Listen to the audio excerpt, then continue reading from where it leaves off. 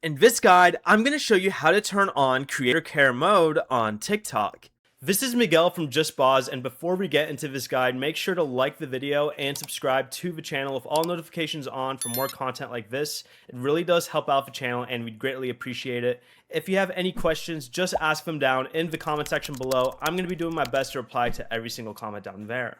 Begin by opening TikTok and then tap Profile at the bottom right section of the screen, and then tap the menu button at the top right and select Settings and Privacy. From there, scroll down to the Interaction section and select Comments. Here you'll find Creator Care Mode.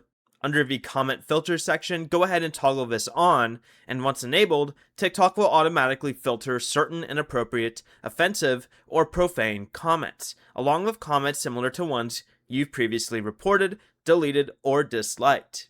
Before you leave, remember to like the video and subscribe to the channel with all notifications on for more content like this. It really does help out the channel and we'd greatly appreciate it. And if you did have any questions, just ask them down in the comment section below. I'm going to be doing my best to reply to every single comment down there. Peace.